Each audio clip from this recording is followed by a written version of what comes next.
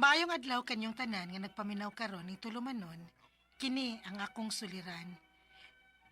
Ilabi na kaninyo Dr. ni Ubra ug Attorney Eileen Bathan. Ingon man sa mga artista nga maghatag og kinabuhi ning akong suwat suliran.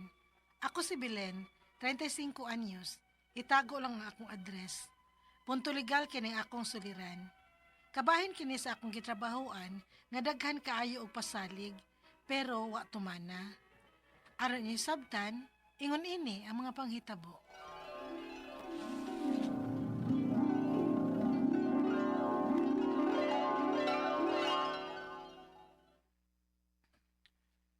Unya, unsa man na?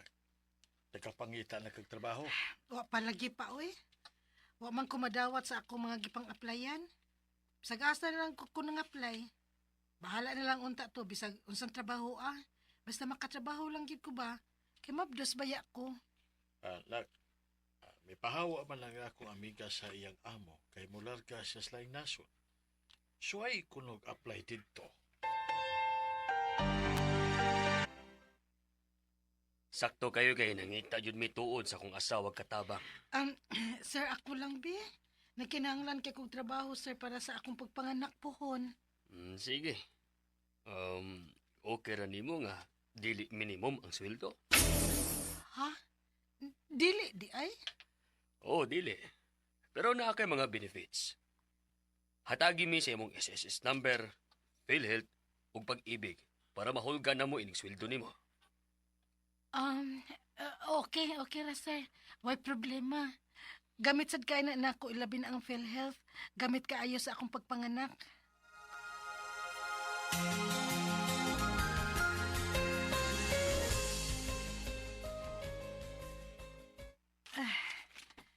Ay, medyo lisod na gyud kayo iling ko ning dako-dako na atong tiyan, oy. Day, Belen. ah. Ay, Day, anhi din himo bakasyon ang akong mga pag-umangkon. Ikaw na'y bahalag at timan nila, ha? Ha? Pero dili man na-appeal sa akong trabaho, ma'am. Nagkinahanglan man kakaog trabaho. Kung gusto kang mupadayon og trabaho din, ayaw pagreklamo. Ma'am.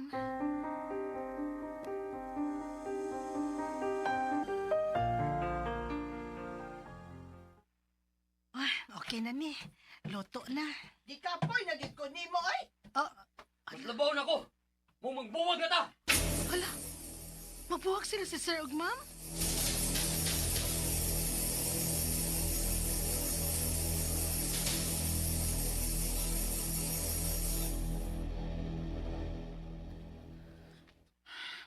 Belen, na ako'y hangyo nimo.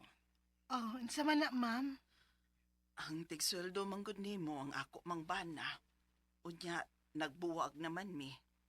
Mahimo pag dili lang sa kumuhatag nimo og sweldo ron. Ako lang timpon kung makatrabaho na ko. Ma'am, kung mauman na muundang na lang tingali ko sa akong pagtrabaho, nagkinahanglan man sad gud kay ko kwarta. Pasensya kaayo, ma'am, ha?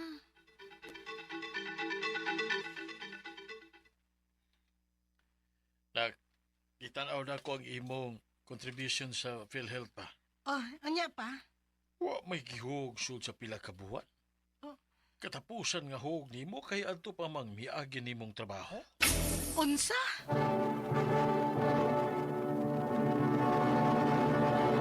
Recorded by X Thunder Gaming.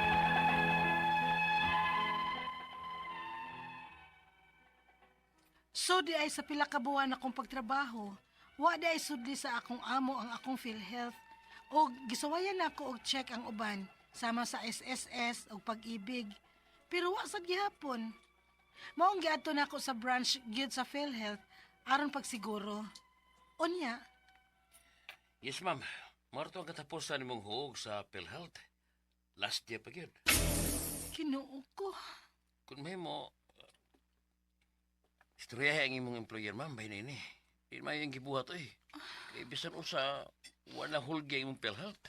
Oh, sige sir, akong adtuon. Ha? Usa ko nakipanulti nimo? Ma'am, ayan na lang gud pagbuang-buang pa. Kay ba ako nga kay bao ka ini? Abi man lang kung na-benefit sa akong pagtrabaho ninyo. Mao nang ni okay na lang ko nga dili minimum ang inyong isweldo diri nako. Kisa may nag-ingon nimo nga na kay benefits? Imong bana. Ay na, wa ko'y kalibutan, ana, oy, kung unsa may sabot ninyo sa kumbana, oy. Ay kong kumprontaha, ana. Unsa? Unya unsa man ako pagkumpronta niya? Asa man di ay siya? Ambot lang. Ug tuod di ay. Pabutang imong last sweldo. Moadtor ako sa inyo. Ihatod ra nako. Sige, ma'am.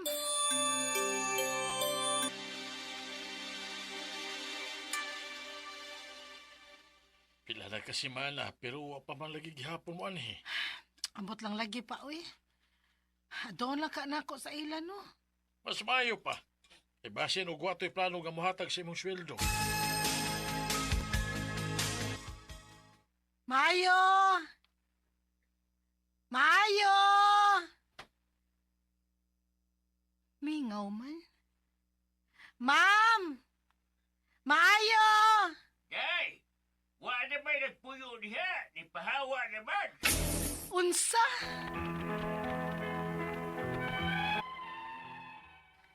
Makagaw lang gyud kaayong huna-hunaon nga ang tanan akong kahago napunta sa wa. Ug wa ko kay baw kung asa ko mudangop aning akong problema. Ang akong mga pangutana mao kining mosunod, unang pangutana. Kinahanglan ba gyud ay nga ang bana sa akong amo mo ay akong pangutan-on bahin sa among gikasabutan? Dili na ba di ay nako pwedeng ma-question na iyang asawa kay buwag na sila? Ikaduhang pangutana, naami sabot nga na ako'y mga benefits pagsud nako sa trabaho. Og nihangi yung iyang bana nga below minimum ang akong sweldo. Pero pag check nako, wala nila hulgi ang PhilHealth nako og uban pa mga benefits. Pwede ba nako silang ireklamo, ana? Ikatulong pangutana, ang akong katapos ang sweldo, wa mahatag sa akong amo. Gipapaabot ko niya og pila ka semana, pero di ay gidaganan ra ko. Unsay angin akong buhaton para magkaatubangay mis barangay? Ikaw pa to katapos ang pangutana. Wa ko'y kontrata nga gipirmahan sa akong gitrabahoan. Kumpiyansa ra pod kaayo ko kay lagi isip katabang raman pod ang akong gisudlan. Naaba ko'y dag-anan ani. Palihog, tabangi og tambagi ko. Kini ang akong suliran, Belen. Mayong adlaw mga sukintig paminaw kini si Attorney Elaine Bathan og akong tingog ug ang boses sa tingog ug sa kahanginan ang akong tingog ang tingog ni Attorney Elaine Bathan ang inyong mapaminaw karong adlaw kay ako usa ka abogada ang atong mga tukion ato ang sulbaron pagasturyahan mga suliran, no? Kabahin sa punto legal. Of course, mga personal nga mga pangutanag, mga problema, mahimo na gid gapon na ninyong ipadala sa suliran_612@yahoo.com or sa ato ang Facebook account nga kini ang Akong Suliran Official Writers Page. Pwede sad atong ipadala sa 3rd floor, Jose R. Martinez Building, Osmeña Boulevard, Cebu City. Kumusta man guys? Kumusta atong mga sukintig paminaw? Of course, no, sama sa kung gingon ninyo kaganina kay ako usa ka abogada, ang atong mga pagahisgutan and willing and able to answer all your problems o di bitaw help you with all your problems, no? No, gyud ang ako ara gyud ani makahatag og tambag og tubag sa inyong mga pangutana, dili lang kabahin sa mga legal nga mga question kundi sa inyong mga personal siguro ug mga emotional nga mga pangutana ug mga problema aron magiyahan mo, malamdagan mo ug matabangan mo nga unsaon pag-atubang og sagubang ning atong mga problema. Di man gud nato pwede likayan, di man ta maingon nga tagad sa ayaw sa aron ha, next week sa ka, sunod na lang sa murag post o pwede pa lang, no? Ug naay push button aning mga problema ako giunang mo pindot guys, pero apil man gyud nis ato ang kinabuhi and this is part of our appreciation sa unsa ang naata, kinsay mga naa nato ug makarealize pud ta ug unsay mga di nato kinahanglan sa atong kinabuhi, no? Manikasikas lang yun ta. Thank you kaayo, by the way, sa mga nag-like ug nag-follow nato sa Elaine Tantengco Bathan, sa mga nag-like ug nag-follow sad sa kini ang akong suliran official writers page diin. Guys, adto lang yun ninyo please ipada ang inyong mga suwat, ha? Ayaw lang yun in town ipada sa amo ang personal nga Facebook account kay hala, di man good mi pwede nga makatubag anang inyong mga pangutana, no? So, maglisod yun mi ani, no? So, anyway, greetings namo kang sa ato ang mga letter senders, ang mga mag-like ug mag-greet nato. Sorry gud kaayo, no, nga dili gud ko pwede pa maka tubag aning inyong mga pangutana og namoy mga ikonsulta. Of course, you need a private lawyer gyud ana, no? Kabahin aning mga annulment nga mga pangutana, siyang lihwi, dili pa ta pwede ani kaning mga kang balmorya anya, mag-arrange lang niya tano og kaning mga na di man jud ko maka tubag ani kinsa ni. Pero kang Miriam Chikay, hello nimo. Kang Bell, kaning mga naay mga pangutana, Gren Edgar, please lag padala sa imuhang suwat. Valerie Limbadan Kaburatan, kang Araula Cadenas, kang Maria Puencitia Dondoyano ug kang Maria Gemma Ewayan Eting, no? Pwede gud mo sulat, no, adto sa kini ang akong suliran official writers page. Kang Del Viel Consarba, maayong adlaw, paliw ko greet sa akong mama nga si Chrislyn Consarba nga taga-adlaw gyud paminaw or gapaminaw. Kay malipay gyud kuno si Mama Chrislyn, kay dungog og sipa kayo ta. More power to you. So ug sa tanang mga taga-Panabo, Davao del Norte. Hello Ma'am Chrislyn Consarba ug si mong anak nga si Dan Viel. Letter sender nato karong adlaw kay si Belen. Si Belen, 35 years old, di niya isulti ang iyahang address. Iyaning problema kabahin atong sa iyahang gitrabahoan, no, nga atong nakuan nga murang wa natuman ang sabot, no, nga wa di ay siya hatagig PhilHealth, way SSS, way pag-ibig, ni murag mo may ani ang sabot. So unang pangutana, kinahanglan bagyo di ay nga ang bana sa akong amo maoy iyahang pangutan-on bahin sa ilahang sabot. Dili ba di ay niya pwedeng ma-question ang iyang asawa ana kay buwag na sila. Ang atong pangutana ra gyud ani, no, kinsa man gyud ang imong direct nga employer? Kinsa gyud ang imong amo, ang asawa or ang bana? Kay kung kinsa gyud employer nimo, based sa record ug sa kontrata, mao gyud nay manubag, no, sa imong mga pangutana. Lisod bitaw tinuod kaning wa gyud tay sipyat gyud untaan nino og klaro atong kasabutan usa ta mangempleyo or usa ta musud, dapat naatay gitawag nga employment contract. Kay diha man na nakasuwat og nakasaysay kung unsay kasabutan ninyo, pilay sweldo, pila ka adlaw mo trabaho, pila ka oras, pilay day off, pilay overtime, basin pa deg mas dako pas minimum nga gitagana sa balaod, no, or unsay mga lain nga benefits na abay bonus niya. Of course, ang PhilHealth 13 months given manggod na, maski pagway kontrata basta pagkangan nga empleyado mao na. Pero ako amang good ug naamang good tay employment contract, mas klaro og hugot ang imuhang basihan nga og naay kalapasan ang kumpanya or ang employer, mas naatay basihan nga manukit or maningil kay wa sila mutuman niya. Naatay pakita ba nga o empleyado gyud ko, no? Aside of course atong ID, payslip, payroll, no, mas malig-on ang inyuhang mga dokumento ug ebidensya. Ikaduhang pangutana, naami sabot nga naa kuno siya'y mga benefits sa pagsud sa trabaho og nihangyo. Ang bana nga below minimum ang iyang sweldo, pero pag-check niya wala day nila hulgi ang PhilHealth niya og uban pa mga benefits. Pwede ba day na?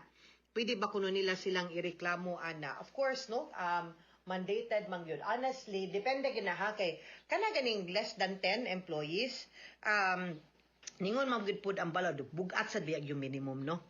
Sa tinud-anay lang, pero obligasyon man pud ni gyud sa kumpanya. Pero og less than 10 man gud dili ta kinahanglan mag-comply sa minimum wage. Pero kung out of the generosity mo na inyong ikasabutan, ihatagan ka og mga benepisyo, of course kinahanglan jud kang manukot og maningil og mangutana ana. Pwede gyud ka mo adto, pwede gyud pud nimo sila ireklamo, no. Dili lang gid siguro reklamo mo, request lang ka nga magka-dialogue mo. Kay og napakay intensyon nga mupadayon og trabaho, lisod kaayo nga kana ganing nangiha ka unya mupadayon pa kag trabaho nila lisod pod. So pwede siguro nga mo request lang tag dialogue dili sa complaint ngadto sa dole, no. Ikatulong pangutana, ang akong katapusang sweldo wala mahatag sa akong amo nako. Gipapaabot ko niya o pila ka semana pero di ay gidaganan nako unsay angay na akong buhaton para makapag-atubang mi sa barangay. Well, mo reklamo kag barangay ipasumon gyud na nimo pero mahimo sad og moadto kag Department of Labor and Employment para mapatawag ng imuhang amo. Ikaupat og katapusang pangutana, wala ko'y kontrata mo lagi ni oy nga gipirmahan sa akong gitrabahuan. Kumpiyansa ra pod kaayo ko kay lagi isip katabang ramampod ang akong gisudlan. Naa ba ko'y laban ani? Natay kasambahay law. Nag-regulate pod sa Department of Labor and Employment ang pagpangimpliyo ug ang kondisyon sa pagpangimpliyo sa usa ka katabang. Of course, no, dili man ta ka kay kuming kag helper ha, dili gyud na minimum wage ang katabang guys, kasambahay law may tawag ana. Pero ang akong pagsabot man gud, murag di man ni siya katabang, murag naa man ni siya murag trabahoan or negosyo. So klaruha kuno bi kay malibog ko og unsa gyoy tinuod nga sitwasyon or terms ug sa imong condition sa imong pagpag-empleyo. But regardless whether kasambahay or regular or kanang employee gud sa usa ka kumpanya, pwede tam reklamo og dole. Mahimo sad okay ra gud pod no nga ipatawag sa barangay kay para dinha lang sa nga level no magkasurya mo total ang imong gusto, ang imo ra mang katapusan pod nga sweldo makuha unta og dili gani kana lahi na nga storya. No, pwede na gyud nato silang ireklamo og kihaan. Ako pa pod nila para di pod sila mahago, mahasol, muhatag na lang pod unta sila sa imong sweldo nga gitrabahoan man na nimo, wa man na nimo gitiway or gi-thank you unta. No, nasa giubang mga tawo mamintaha guys. Kaning mga kasambahay ba, kaning mga katabang. Ato gyud unta na silang itratar nga kauban apil sa atong pamilya. Hibaw mo, amo ang katabang no, buyag-buyag lang yun. Dugay na kay ninamo sila. Unya, wa gyud na namo silang gitratar nga lahi, no? Unsay among kaon ra pud na. Dunga na ganimig pangaon usahay. Kay usay malate ko. Kanang abot gabi na, managkaon ako mga igsuon niya. Usay timing nga, wa pa sila kakapanihapon. Mudungan ko nila, magpadungan ko nila. Kay kanang dako kay na sila tabang sa ato ang household guys. Kay liman ka lang igo na lang kamo mata, nya mulingkod sila misa kay sila gaandam para nimo. Ako pastilan kadako gyud na kung kanang pagka-grateful ani nila tungod kay dako sa kay sila tabang nako gyud. So let's treat our helpers, house helpers well and properly, ha? They also deserve respect. Kay they provide sila provide og comfort nato kay guan suway kapoy ko kanaanad halapan limpyo panlaba pamubog tanom oy pamlancha panghugas plato di lalim ha mga sukintig paminaw hinaut unta nga namoy nakutlo na pagtulunan karong adlaw. Kini si Attorney Elaine Bathan, daghan kay salamat sa inyong pagpaminaw sa atong tulumanon hangtod sa sunod nga sugilanon din higapon sa ato ang programa. Kini ang akong suliran gikan sa RMN Production Center, Radyo Mo Nationwide. Tatak RMN, daghang salamat og maayong adlaw.